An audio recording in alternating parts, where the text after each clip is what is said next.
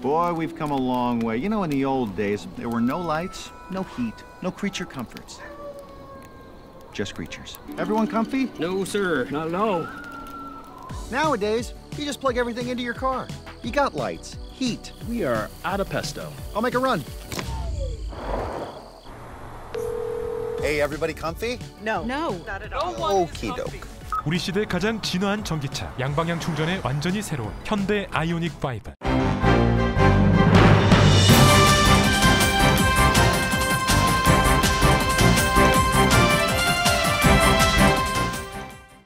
초여름의 문턱 6월입니다. 즐겁고 행복한 시간 가득하세요. 라디오 서울이 함께합니다.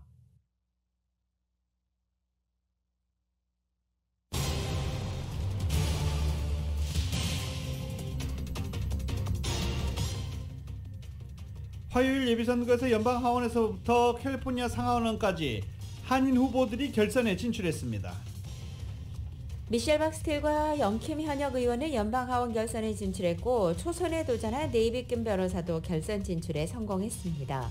한편 캘리포니아 주 하원에서는 최석호 현 의원 그리고 유수연 후보, 진윤 후보가 결선에 진출했습니다.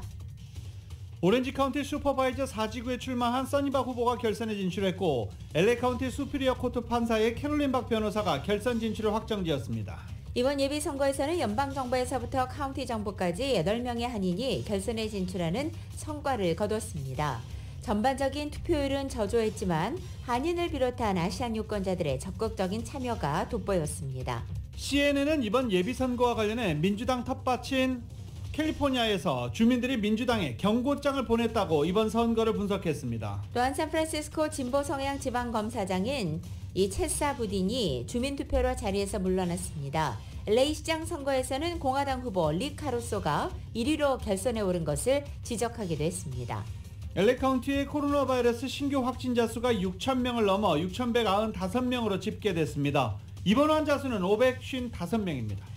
LA 카운티 보건당국은 학교 내 코로나 바이러스 확산세가 거세지고 있다고 경고하고는 있지만 이미 학교에서의 코로나 검사 의무화는 해제됐습니다. LA 카운티 오늘 개솔린 평균 가격 갤런당 6달러 42.4센트입니다. 오렌지 카운티는 갤런당 6.389달러를 기록했습니다. 미 전국적인 개솔린 평균 가격도 역사상 최고치인 4달러 97센트를 기록했습니다. 곧 5달러를 넘어설 것으로 우려됩니다.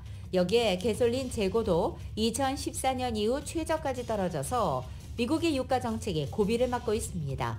LA 한인회가와 이웃케어 클리닉이 캘리포니아 비영리 단체로 선정돼 올해의 비영리 단체상을 수상했습니다. 만희복지재단 측이 LA에 있는 소외된 이웃 50명에게 1인당 $1,000씩의 생활지원금을 전달했고 슈라이너 아동병원에는 $5,000의 후원금도 전달했습니다. 바이든 대통령이 총기 규제를 강화하지 못하는 것은 총기협회 로비 때문이라고 비난하고 11월 중간선거에서 이 문제를 쟁점으로 만들어야 한다고 말했습니다. LA 컨벤션 센터에서 열리는 2022 아메리카 대륙 썸밋 참석을 위해 어제 LA에 도착한 바이든 대통령은 중남미 국가와 관계 강화를 위한 미주 경제번영 파트너십 구상을 내놨습니다. 북한에 잇따른 미사일 도발과 이에 따른 제재 문제를 놓고 남과 북이 유엔 총회에서 팽팽히 맞섰습니다. 백악관은 북한이 추가 핵실험에 나설 경우 강력히 대응하겠다고 경고했습니다. 우크라이나군이 남부 헤르손주에서 반격에 나서서 일부 영토를 수복했다고 발표했습니다. 한국의 검찰 편중 인사에 대한 비판이 이어지는 가운데 윤석열 대통령은 필요하면 검찰 출신을 또 쓰겠다며 정면 돌파 의지를 보였습니다. 더불어민주당에서는 오는 8월 전당대회 지도부 선출 방식을 두고 개파 간의 신경전이 가열되고 있습니다. 골든스테이트 워리어스와 보스턴 셀틱스 간의 NBA 파이널 3차전에서 보스턴이 116대 100으로 승리하고 시리즈 전적 2승 1패로 앞서 나가기 시작했습니다. LA 엔젤스가 보스턴 레드삭스와의 경기에서 0대1로 패하고 팀 최다 연패 14연패의 늪에 빠졌습니다. 엔젤스는 오늘 보스턴과의 경기에서 오타니를 선발로 내세워 연패를 끊겠다는 각오입니다. LA 다저스는 시카고 화이트삭스와의 원정 경기에서 4대1로 승리하고 전날 패배를 서륙했습니다. 오늘 뉴욕 증시는 유럽 중앙은행이 오는 7월과 9월 정책 금리 인상을 예고하면서 글로벌 긴축 우려가 강화되면서 하락 출발하고 있습니다. 원달러 환율은 1256.9원으로 마감했습니다. 남가주 아침 한때 흐리지만 점차 맑아지겠고 LA 한인타운 낮 최고 기온 82도 예상됩니다. 이 시간 주요 뉴스는 공항에서부터 목적지까지 모바일 체크인과 최첨단 공기순환 시스템을 통해 보다 안전한 기내 환경과 여행을 제공하는 아시아나항공 제공입니다. 여러분 안녕하십니까? 김윤정입니다. 안녕하십니까? 유지승입니다. 2022년 6월 9일 목요일 라디오 서울 모닝 뉴스 2부입니다. 예비선거가 끝나 결과가 이제 계속 발표되고 있습니다. 지난 7일에 치러진 예비선거에서 한인들의 결집된 표심이 선거에 도전한 한인 정치인들의 약진을 이끌어냈다. 아시안 파워를 과시했다라고 평가하고 있습니다. 한인사회에서 평가를 하는 것입니다. 11월 8일에 치러질 결선의 연방 하원부터 캘리포니아주 상하원, 오렌지 카운티 슈퍼바이저에 이르기까지 다양한 선출직 공무원에 최소 8명의 한인 후보가 진출하는 성과를 거둔 것입니다. 가장 관심을 끌었던 연방 하원 의원 미셸 박스틸 의원과 영킴 의원 모두 결선에 진출하게 됐습니다. 또 연방 하원 34지구 초선에 도전한 데이빗 킴 변호사도 결선 진출에 성공했습니다. 캘리포니아주 하원 의원에서는 최석호 의원과 유수연 후보가 각각 결선에 진출하는 성과를 기록하기도 했습니다. 또 캘리포니아주 상원에서는 이 지구에 출마한 한인 진윤 후보가 결선 진출에 성공했습니다. 또 오렌지 카운티 슈퍼바이저 4지구에 출마한 써니박 후보는 1위로 결선 진출을 확정지었습니다. 수프리어 법원에 도전하고 있는 캐롤릭 박 변호사는 2위를 기록하면서 역시 결선 진출에 성공했습니다. LAC 검사장에 출마한 리차드 긴 검사는 23표 차로 3위를 기록해서 마지막 최종 결과가 주목되고 있습니다. 이번 예비선거에서는 전반적으로 캘리포니아 유권자들이 저조한 투표율을 기록했습니다. 하지만 한인을 비롯한 아시안 유권자들의 적극적인 참여가 두드러졌습니다. 이은 기자가 전해드립니다. 7일 열린 예비선거에서 투표율이 저조했던 가장 큰 요인으로는 유권자들의 표심을 확실하게 잡을 만한 후보들이 부족한 것이 큰 요인으로 꼽히고 있습니다. 한미민주당협회 스티브 강 회장은 코로나 팬데믹과 어려운 경제 상황이 저조한 투표율에 영향을 주었지만 이번 예비선거에 표심을 사로잡을 만한 후보가 부족했다는 점도 한몫했다고 풀이했습니다. 네, 확실히 이번 선거에는 이제 빅티켓 선거가 없었고요. 물론 뭐 주지사나 뭐 연방 상원 후보들이 있었지만 상대방 후보들이 거의 의미가 없었기 때문에 뭐 게빈 뉴섬 주지사나 뭐 알렉스 파디아 이런 빅티켓 아이템들이 없었습니다. 하지만 가준의 한인을 비롯한 아시안 유권자들이 투표 참여가 비교적 높은 편이었음을 짐작해야 하는 선거 결과가 나왔다는 분석입니다. 대표적인 예시로 LAC 검사장 선거로 리차드 김 검사가 한인을 비롯한 아시안 유권자들의 표심을 잡다 보니 타 후보들 간 득표율 격차를 좁힐 수 있었다는 분석입니다. 특히 이제 LAC 검사장 선거를 보면요. 거기서 이제 리차드 김 후보가는 유일한 아시안 후보, 한인 후보로서 한인과 아시안 후보의 유권자들의 이제 몰표를 받아서 스티브 강 회장은 가준의 한인 유권자들의 수는 타인종 커뮤니티에 비해 적지만 이번 예비선거를 통해 한인 표심이 캐스팅보트 역할을 했다고 밝혔습니다. 11월에 치러질 본선에서는 한인 유권자들의 적극적인 참여가 기대된다며 한인 유권자들의 11월 선거 참여를 독려했습니다. 네, 일단 이제 유권자 등록을 하지 않으신 분들은요. 유권자 등록하실 때 한국어 박스를 꼭 체크를 하셔야지만 투표용지를 한국어로 받으실 수가 있고요. 책자도 마찬가지. 올해 11월 8일에 진행되는 본선에서는 이번 예선에서 최다 득표율을 보인 2명의 후보들이 결어 당선자를 결정짓게 됩니다. 다가오는 11월 본선 유권자 등록을 비롯한 자세한 정보는 lavote.gov 혹은 ocvote.gov를 통해 확인하실 수 있습니다. 라디오 서울 뉴스 이은입니다. 캘리포니아주에서 민주당을 향한 유권자들의 강력한 경고가 잇따라 표심으로 표출됐다라는 게 이번 예비선거를 마친 주류 사회의 분석입니다. 샌프란시스코에서 진보 성향 지방검사장 체서 부딘이 주민 소환 투표로 자리에서 물러난 것이 그 예로 들었습니다. 유권자 60%가 부딘 검사가 범죄 소탕에 제 역할을 하지 못했다며 소환 투표에서 퇴출에 찬성한 것입니다. 또 LA 시장 선거에서 한때 공화당 의원이었던 리카르소 후보가 민주당 소속의 캐런 베스 하원 의원을 누르고 1위에 오른 점도 주목됐습니다. CNN은 미국에서 가장 진보적인 샌프란시스코와 LA 두 도시들의 시민들이 안전한 삶의 질 보장, 질서 회복, 노숙자 문제 해결을 원한다는 분명한 메시지를 보낸 것이다라고 분석했습니다. 뉴욕타임즈도 샌프란시스코 진보 성향 검사가 소환되고 LA시장 예비선거에서 옛 공화당원 후보가 강한 모습을 보인 것은 민주당에 대한 캘리포니아 유권자들의 엄중한 경고다라고 진단했습니다. 로이터 통신에 따르면 부딘 검사장은 민주당 소속으로 2019년 샌프란시스코 지방검사장으로 선출되기도 했습니다. 하지만 공권력이 약해져 그가 검사장으로 선출된 이후 공권력이 약해져 살인, 총격, 절도, 증오범죄가 증가했다는 비판을 받았고 급기야 주민 소환 투표까지 이어진 것입니다. 민주당 텃밭 중 한 곳이었던 LA시장 예비선거에서 1위를 차지한 카루소 후보는 범죄와 노숙자를 줄이겠다는 공약으로 표심을 파고들었습니다. 민주당 캐런 베스 후보를 5%포인트 차로 떠돌리고 1위로 결선 진출을 확정지었습니다. 쇼핑몰 단지 개발 사업으로 부를 쌓은 리 카루소 후보는 원래 공화당원이었지만 이번 선거를 앞두고 민주당으로 당적을 갈아탔습니다. 하지만 법과 질서를 수호하겠다는 공화당표 정책을 내걸었고 경찰 노조의 지지를 받으면서 결선 진출 1위로 결선에 진출하게 됐습니다. 한편 UC 버클리와 LA타임즈가 지난달 실시한 여론조사를 보면 LA 유권자가 뽑은 LA의 1순위 과제, 노숙자와 범죄 문제 해결이었습니다. 조 바이든 대통령이 어제 최근에 잇따른 총기 난사에도 총기 규제를 강화하지 못한 것은 총기협회 로비 때문이라고 비난하면서 오는 11월 중간 선거에서 이 문제를 쟁점으로 만들어야 한다고 말했습니다. 또 미국 인플레이션 문제에 대해서는 우리 삶의 골칫거리라면서도 미국은 세계 최강의 경제 대국이니 다른 나라보다 잘 극복할 수 있을 것이라고 전망했습니다.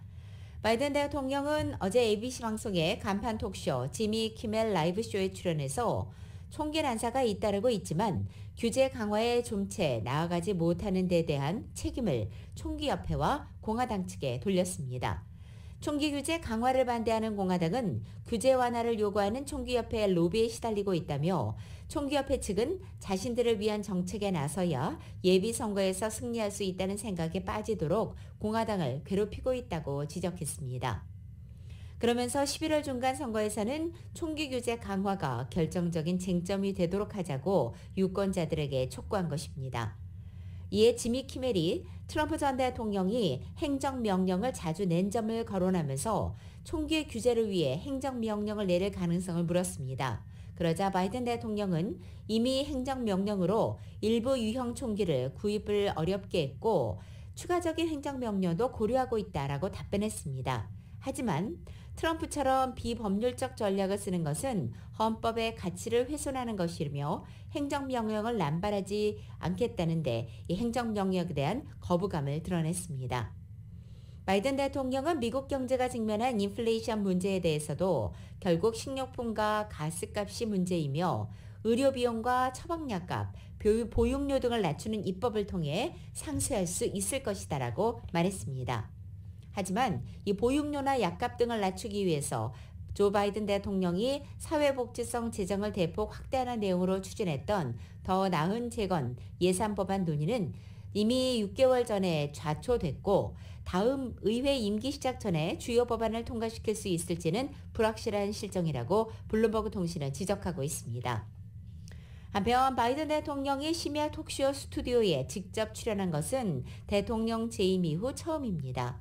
미국의 언론들은 어제의 톡쇼 분위기가 그리 화기애애하지만은 않았다라고 평가했습니다. 잇따른 총기 난사 충격 속에서 연방 하원에서 총기 규제를 한층 강화하는 법안을 통과시켰습니다. 반자동 소총을 구입할 수 있는 연령 하한을 높이고 대용량 탄창 판매를 금지하는 내용을 골자로 하는 법안이 가결된 것입니다. 하지만 이 법안이 상원까지 통과해 법률로 시행될 가능성은 크지 않습니다. 연방 법률이 시행되려면 상하원을 통과한 뒤에 대통령이 서명해야 하는데 이번 하원에서 통과한 총기 규제 법안이 상원을 통과해 법률로 될 확률은 거의 제로에 가깝다라는 설명입니다. 공화당은 상원에서 직접적인 총기 규제가 아닌 정신보건, 학교 보안, 신원 조회 강화에 초점을 맞춘 대안을 추진하고 있습니다. 라디오솔 모닝뉴스 2부 미국과 로컬 소식은 오픈뱅크가 고객들의 따뜻한 성원에 힘입어 세리토스 지점을 오픈했습니다. 큰 나눔 실천에 앞장서는 오픈뱅크 제공입니다.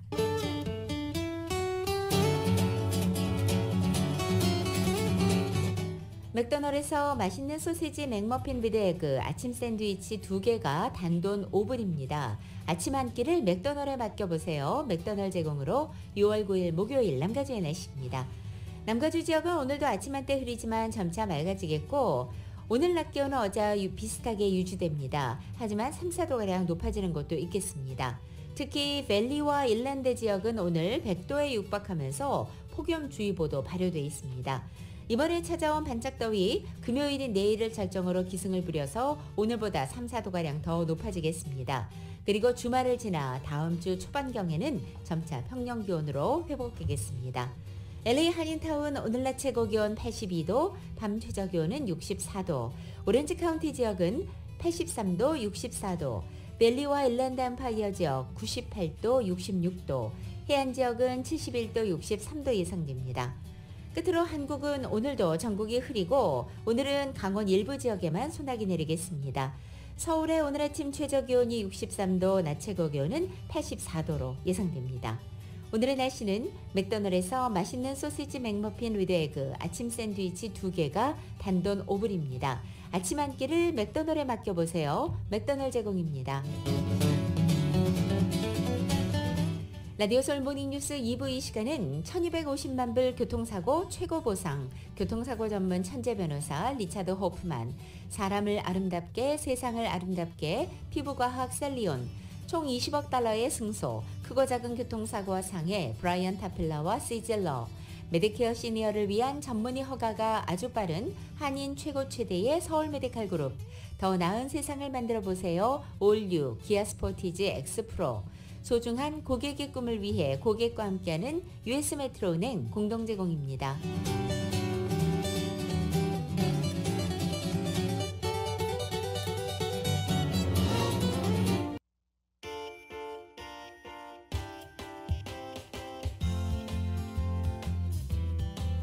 새로운 모빌리티 세상을 열어가는 아이오닉5. 이 시대의 가장 진화한 전기차, 완전히 새로운 현대 아이오닉5 제공으로 이 시각 현재 프리웨이 교통 상황입니다.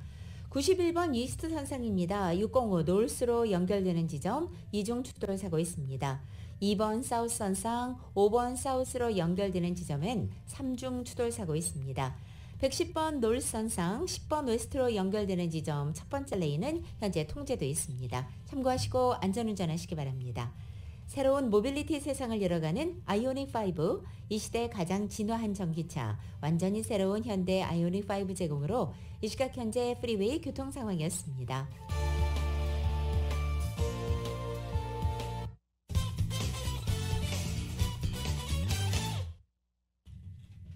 라디오솔 모닝뉴스 함께하고 계십니다. LA시 부동산 개발업자 정치 후원금 기부를 규제하는 시 조례안이 LA시 의회를 통과한 지 2년 만인 어제부터 발효됐습니다. 이 조례안은 부동산 개발업자들의 정치 후원금 기부를 금지하는 내용으로 시장, 시검사, 시의원이나 선거 후보자들이 시가 관리하는 부동산 개발 프로젝트 관련 기업이나 단체 명의 후원금 수수를 금지하는 것입니다. 규제 대상은 LA시 선출직 공무원의 승인 또는 기타 조치가 필요한 프로젝트를 포함해 LA시와 관련된 부동산 소유자 및 개발업자들을 포함합니다. 개발 계획 신청서를 제출한 날부터 기부를 금지하며 LA시가 프로젝트에 대한 최종 결정을 내린 후 1년 후 규제에서 벗어납니다. LA 총영사관은 한인 청년 취업 창업을 지원하기 위해서 6월 찾아가는 청년 취업 창업 온라인 세미나를 10일 오후 8시부터 개최한다고 어제 밝혔습니다. 이번 세미나는 남가주 IT 분야의 한인 전문가 모임인 소칼 K그룹과 함께 아마존 AI 음성인식 분야에서 근무하고 있는 김장원 시니어 사이언티스트가 연사로 나서서 아마존 취업 면접 시에 준비할 사항에 대한 경험을 나눌 예정입니다. 한국어로 진행되는 세미나는 사전 등록을 하시면 누구나 무료로 참석할 수 있습니다. 이 자세한 문의는 LA 총영사관 이우철 영사에게 하시기 바랍니다. LA 한인회와 이웃케어 클리닉이 캘리포니아 비영리 단체로 선정돼 올해의 비영리 단체상 수상했다고 합니다. 자세한 소식 이은 기자가 보도합니다. LA 한인회는 이날 최우수 비영리 단체로 선정되는 경사를 받았습니다. LA 한인회를 최우수 비영리 단체로 추천한 마리아 엘레노 듀라주 주 상원의원은 LA 한인회가 코로나19 팬데믹 기간 영어가 미숙한 한인 2만여 명이 5천만 달러에 달하는 구호기금을 받을 수 있도록 도왔으며 50만 달러의 자체 구호기금을 조성해 서류 미비자를 포함한 1,200여 명의 저소득층 한인들에게 경제적인 지원을 아끼지 않았다고 추천 이유를 설명했습니다. 또 듀라주 주 상원의원은 LA 한인회가 아시안 증오범죄 방지를 위해 한인타운에서 평화행진을 주도했으며 자체 카플라TV 방송을 통해 한인들에게 코로나19와 관련된 각종 구호기금과 정부 지원 신청 방법 등을 널리 알려왔다고 밝혔습니다. 이웃케어 클리닉은 사회 소외계층, 취약계층에 의료, 사회복지, 시니어, 주거지원 서비스를 제공하며 지역 주민 건강과 커뮤니티 보건 향상에 기여한 공로를 인정받아 가주 하원 53지구 미겔 산티아고 의원실이 추천해 올해의 비영리 단체에 선정되었습니다. 미겔 산티아고 의원은 이웃케어는 지난 수십 년 동안 언어 제약, 문화 차이로 의료 및 사회복지 혜택을 받는 데 어려움을 겪는 이민자, 저소득층과 사회 취약계층에 이들 서비스를 제공하며 언제나 지역사회와 함께했다며 특히 코로나19 대유행 또한 진단검사 제공과 백신 접종뿐만 아니라 팬데믹으로 힘들어진 저소득층 주민들에게 식료품, 식사 등을 전달하는 등 커뮤니티와 함께 코로나19를 이겨내며 지역사회의 모범을 보였다고 선정 배경에 대해 설명했습니다. 캘리포니아 비영리 단체의 날 행사는 캘리포니아 주의회가 결의안 50사를 통해 제정한 날로 100군데 비영리 단체들이 수상했는데 LA 한인 단체로는 LA 한인회와 이웃케어 클리닉 등 두 단체가 나란히 수상했습니다. 라디오 서울 뉴스 이은입니다.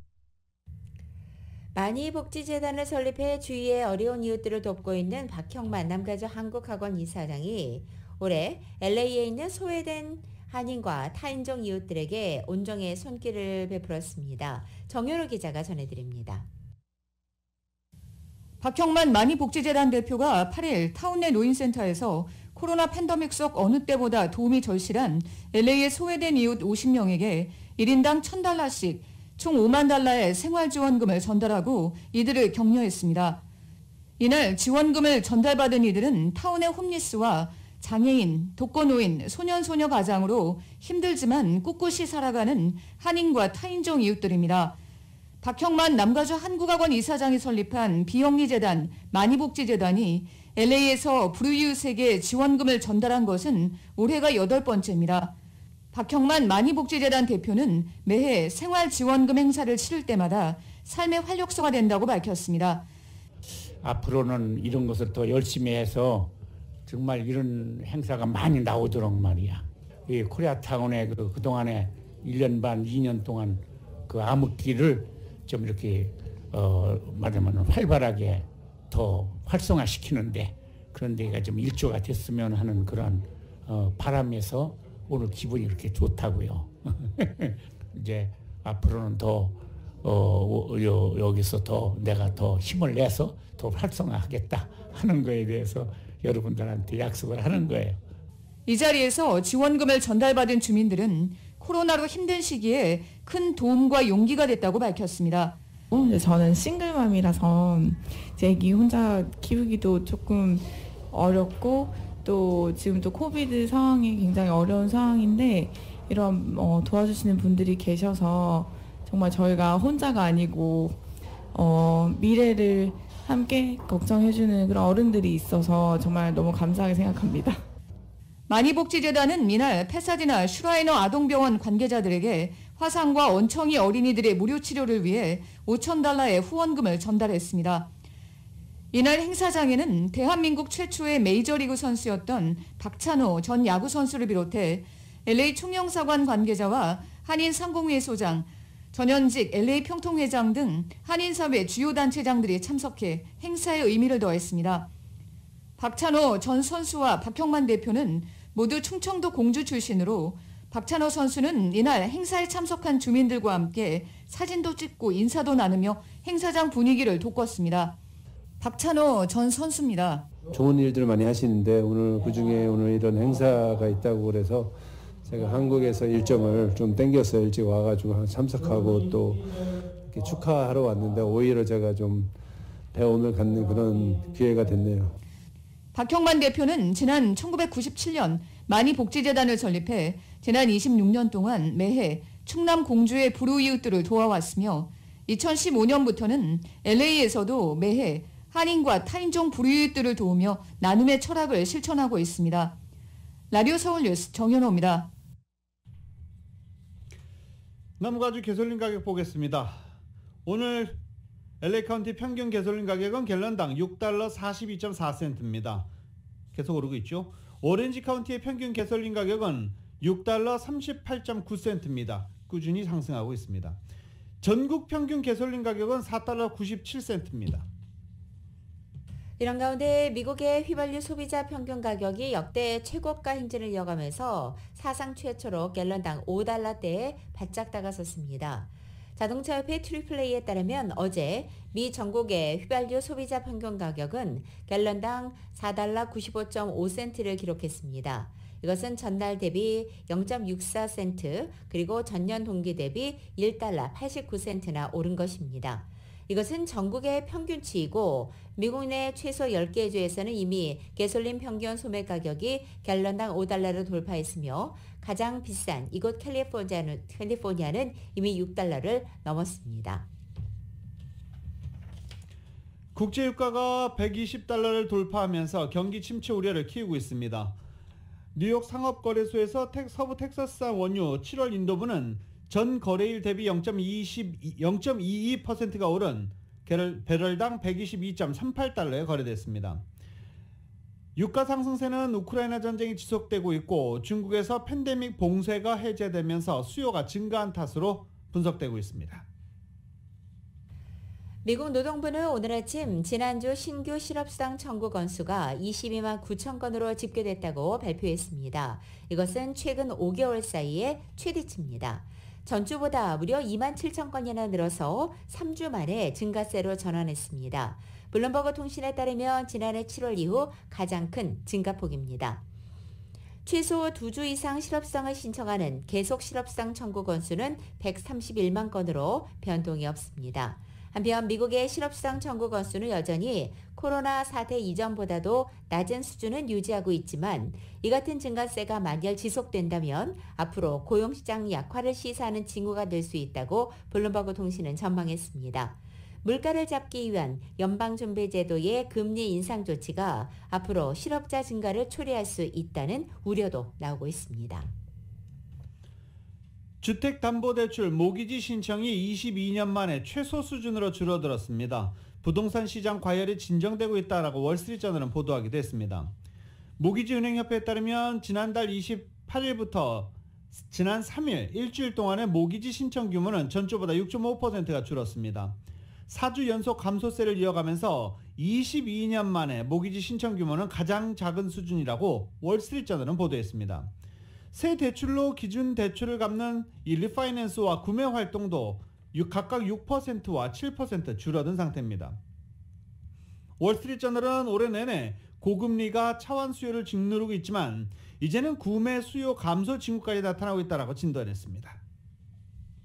라디오 서울 모닝뉴스 2부 이 시간은 1250만 불 교통사고 최고 보상 교통사고 전문 천재 변호사 리차드 호프만 사람을 아름답게 세상을 아름답게 피부과학 셀리온 총 20억 달러의 승소 크고 작은 교통사고와 상해 브라이언 타필라와 시질러 메디케어 시니어를 위한 전문의 허가가 아주 빠른 한인 최고 최대의 서울 메디칼 그룹 더 나은 세상을 만들어 보세요. 올류 기아 스포티지 X 프로 소중한 고객의 꿈을 위해 고객과 함께하는 US 메트로은행 공동 제공입니다.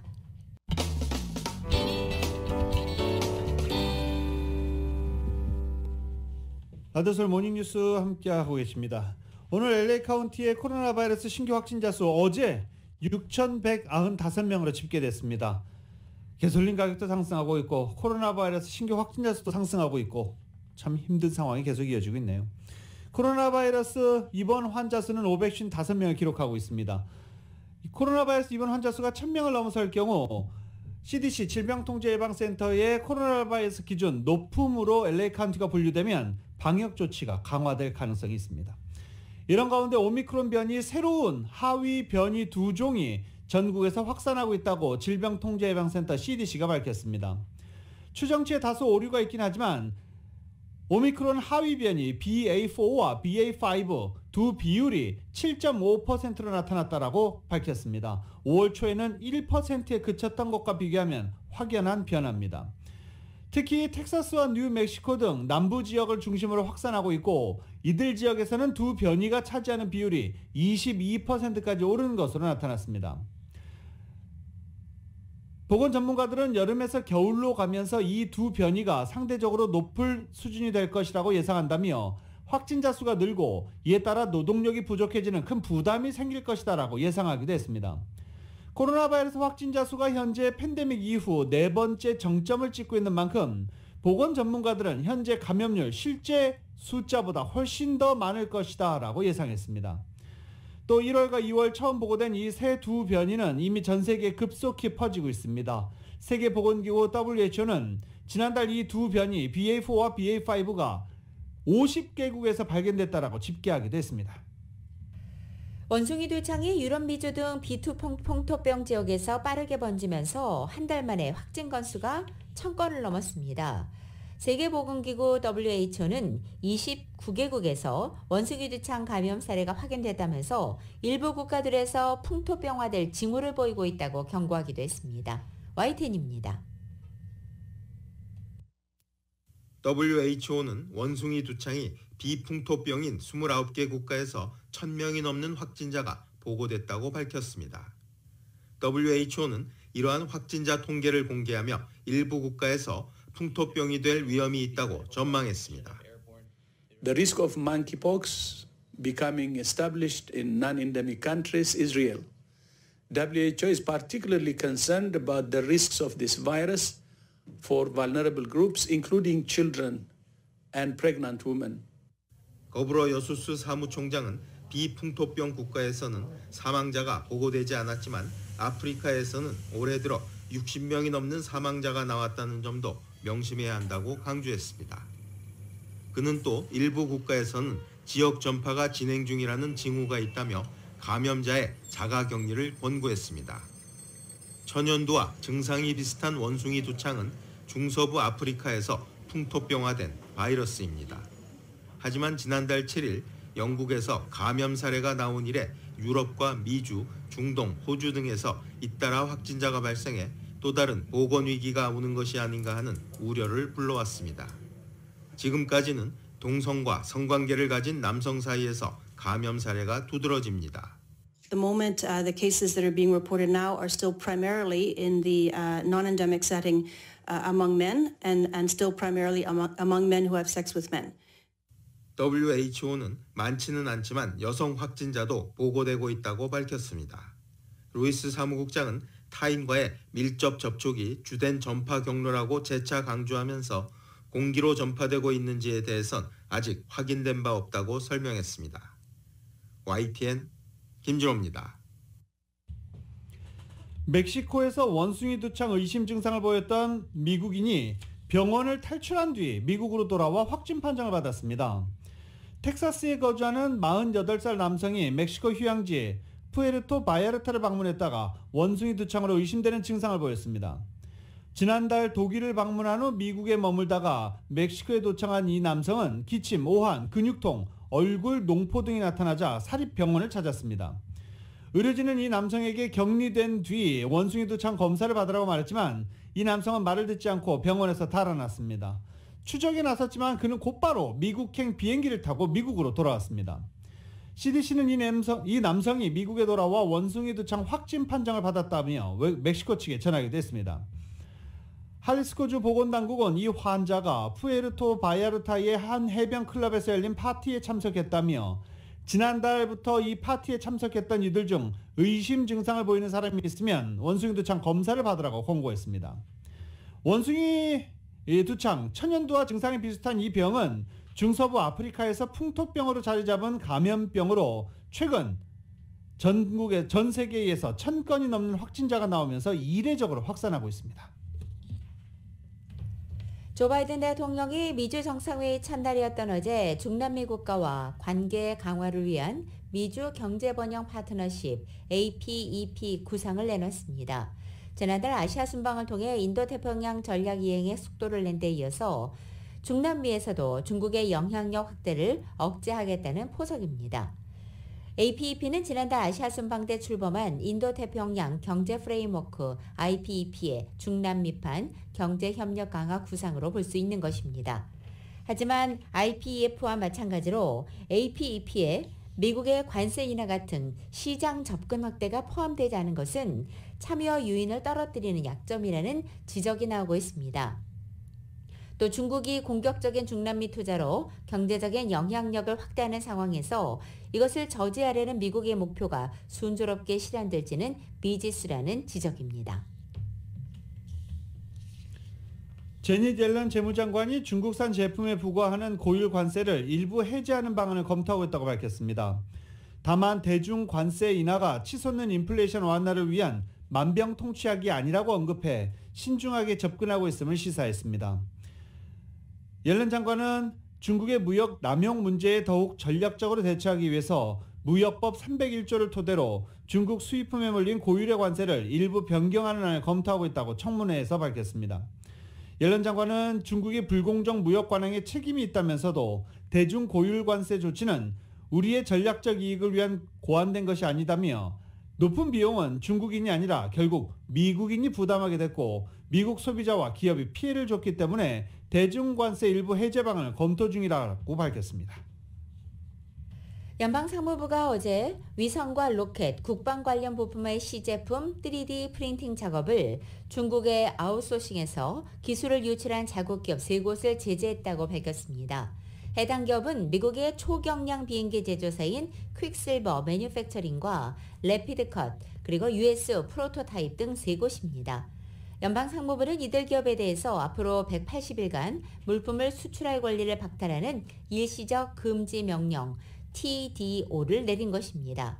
TDO는 상당히 중한 제재에 해당합니다. 하지만 조사가 계속 진행 중이라는 점을 고려하면 결과에 따라 제재 수위가 더 높아질 가능성도 있어 보입니다. 이들 기업은 우주, 방위산업체를 포함한 미국 내 고객들로부터 넘겨받은 도면을 중국 제조업체에 넘겨서 이 시제품을 3D 프린팅해 온 것으로 조사됐습니다.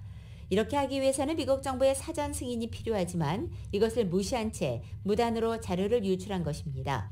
AP통신은 이들 기업이 비용 절감을 위해 이 같은 행태를 보였을 수 있다고 보도했습니다. 결과적으로 이 같은 과정에서 우주 방위산업 등과 관련한 민감한 기술이 유출됐을 가능성이 있다고 상무부는 지적했습니다.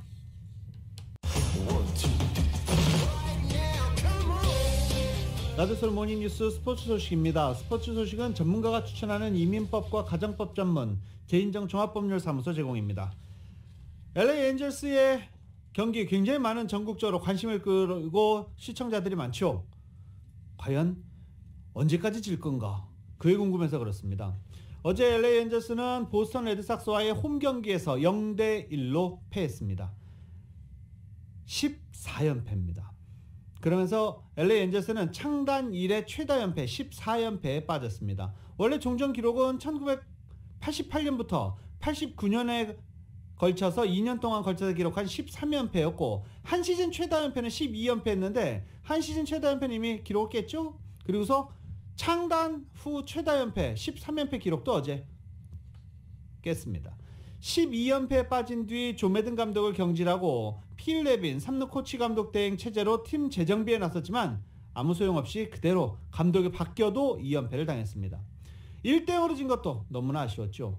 LA 엔젤스는 오늘도 보스턴 레드삭스는 지금 7연승을 기록 중입니다.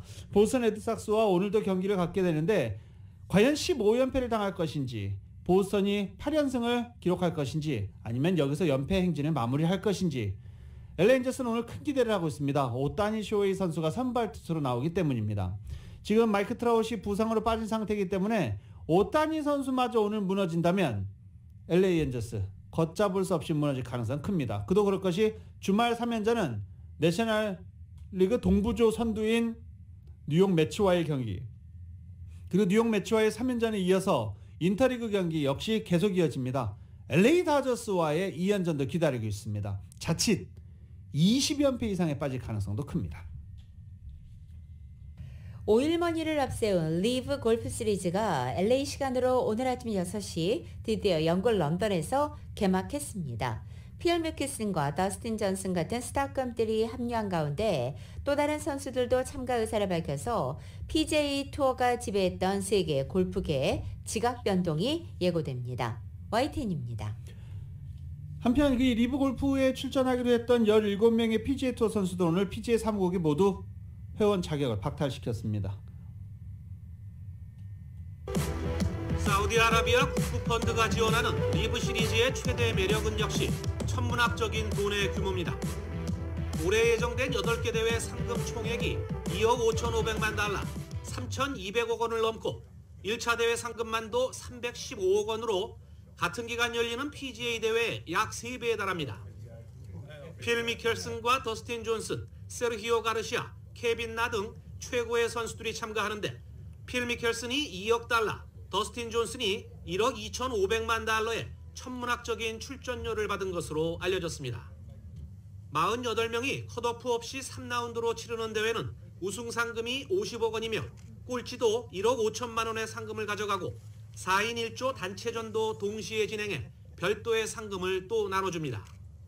일부에선 사우디 정권을 비판하다 암살된 것으로 의심되는 언론인 카슈쿠지를 언급하며 대회 참가를 비난하는 목소리가 여전하지만 선수들은 크게 개의치 않는 분위기입니다.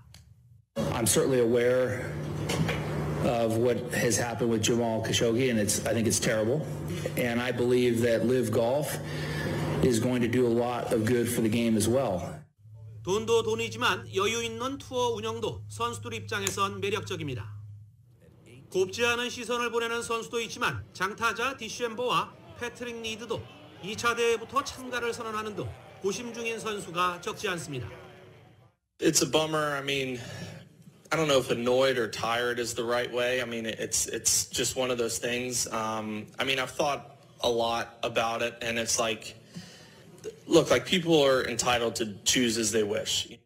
리브는 선수 수급과 주도권 확보를 위해 8월 제주 대회 등 아시안 투어에도 거액을 지원하기 시작해 골프계 편가르기 양상을 띠며 시작된 리브 시리즈의 출범은 그간 PGA가 2022년 6월 9일 목요일에 전해드린 라디오설 모닝뉴스 여기서 마치겠습니다. 지금까지 진행의 유지승, 김윤정이었습니다. 모닝뉴스 2부 이 시간은 1250만 불 교통사고 최고 보상, 교통사고 전문 천재 변호사 리차드 호프만, 사람을 아름답게 세상을 아름답게 피부과학 셀리온, 총 20억 달러의 승소, 크고 작은 교통사고와 상해 브라이언 타필라와 시즐러, 메디케어 시니어를 위한 전문의 허가가 아주 빠른 한인 최고 최대의 서울 메디칼 그룹, 더 나은 세상을 만들어보세요. 올류 기아 스포티지 엑스프로, 소중한 고객의 꿈을 위해 고객과 함께하는 US 메트로은행 공동 제공이었습니다. 잠시 후 9시에는 강혜신의 오늘의 미국이 방송됩니다. 함께해 주신 여러분 고맙습니다.